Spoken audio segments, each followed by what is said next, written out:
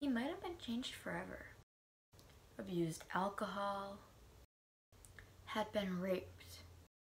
What's up guys, I'm Lauren and I hope you're ready to hear some facts about a serial killer.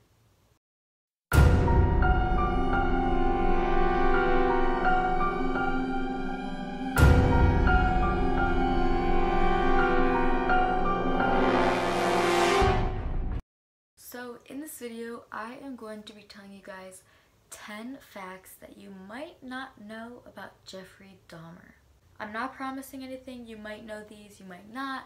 I didn't know any of these things until yesterday. So without further ado, let's get into the video. Number 1 is that a childhood surgery may have changed him forever. According to his family, Jeffrey was a happy, energetic little kid until he had surgery for a double hernia. His brother was born at that time, and his family moved multiple times around Ohio. Investigators believe that the impact of these events combined, starting with the surgery, had altered Jeffrey's psyche. He was never the same happy kid he was before. Some experts think that Jeffrey didn't get this way because of the surgery, but rather because of undiagnosed Asperger's syndrome. It was also found that Jeffrey's mother struggled with mental illness while she was pregnant with him.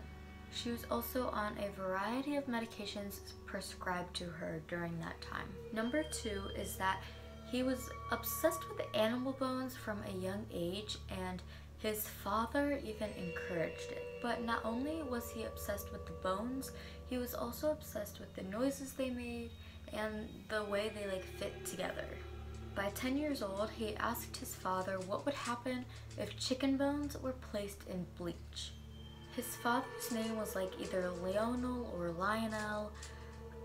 I don't know, I think I'm just gonna go with Lionel, but I'm really bad at pronouncing names, so we're just gonna go with that.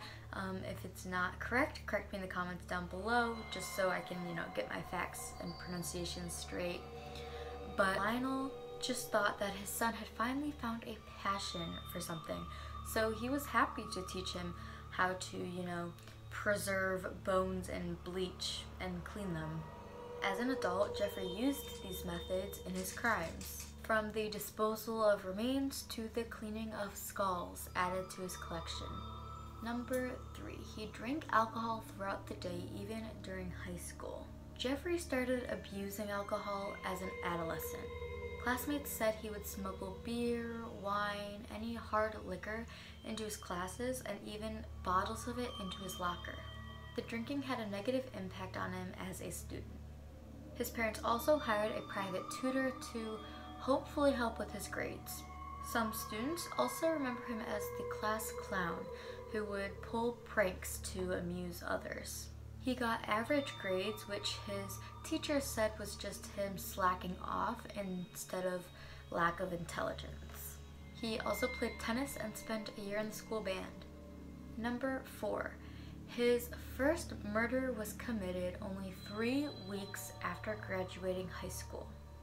In the summer of 1978, only 3 weeks after graduating high school, Jeffrey picked an 18-year-old up off of the street named Stephen Mark Hicks. Stephen was a hitchhiker on his way to a rock concert. Jeffrey had convinced him to accompany him to his home where they could drink together. After hours of drinking, Stephen said he wanted to leave. Instead, Jeffrey bludgeoned Stephen to death with a 10-pound dumbbell. The murder would not be known until the 1990s, when Jeffrey had already killed 16 more people and was in police custody. Number 5, he served as a combat medic in the U.S. Army. In January 1979, Jeffrey enlisted in the U.S. Army and trained as a medical specialist in San Antonio, Texas. He was deployed to Baumolder, West Germany. From 1979 to 1981, he served as a combat medic who reportedly raped 2 soldiers. The first victim claimed that Jeffrey had drugged him and then raped him afterwards. But the second victim was Jeffrey's roommate, who said that he was raped repeatedly while sharing a living space. Jeffrey's alcoholism also went to West Germany with him. In 1981, he was honorably discharged because he was supposedly not suitable for military service, and he returned to the US. Number 6. He killed and stored the remains of 4 men while living with his grandmother. After returning from West Germany, Jeffrey briefly moved in with his father and stepmother in Ohio.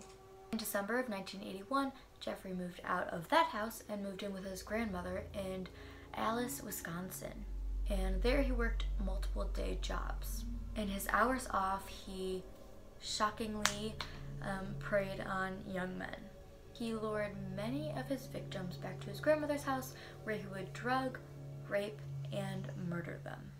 Later on, his grandmother had asked him to move out because he had such a habit of bringing men in late at night and due to the foul smells coming from the basement. Number 7. He enjoyed the Exorcist films. Now, you may be wondering, well, don't a lot of people like the Exorcist films? Like, why does that have any relevance to him and what kind of person he is? Tracy Edwards would have been Jeffrey's 18th victim. However, she somehow escaped and took police back to his apartment. Noted that The Exorcist 3 had been playing while Dahmer tried to subdue and attack him. Forensic psychiatrist Dr. Park Dietz spent hours speaking with Jeffrey after his arrest. It was in an attempt to try to understand Jeffrey's reason to kill.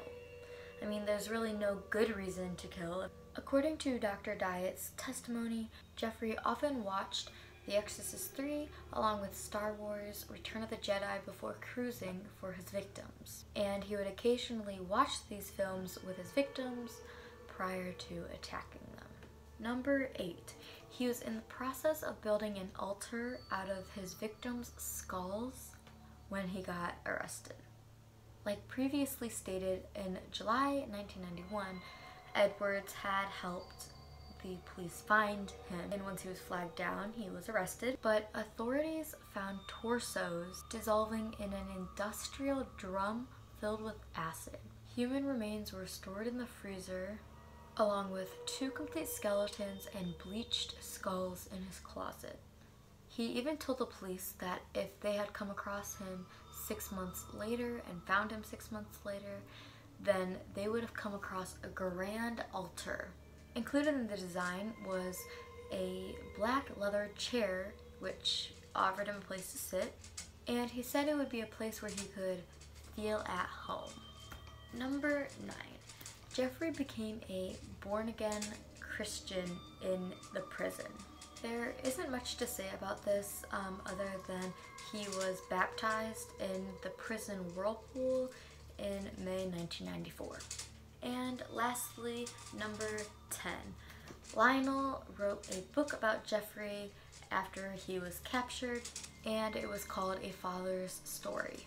Now, the book was not to defend his son, but rather to figure out how he had failed as a father and in raising his son. My Friend Dahmer was another book that was made by one of Jeffrey's high school classmates named Durf Backdurf. I don't know if that's his real name. I don't know if his parents actually named him Durf, if that's just a nickname, but Durf Backdurf is what I found. So there you go. His novel was later made into a movie called My Friend Dahmer, and it was starring Ross Lynch. So those were 10 little known facts about Jeffrey Dahmer. Comment down below if you knew any of those, or if they're all new to you, if some of them are new to you. They were definitely all new to me, especially the surgery one and becoming a born-again Christian. But thank you guys so much for watching this video. If you liked it, give it a thumbs up. If you disliked it, give it a thumbs down. I don't really care, and subscribe if you're new. And comment down below your thoughts on these 10 facts that not many people know about it. Bye guys, stay curious.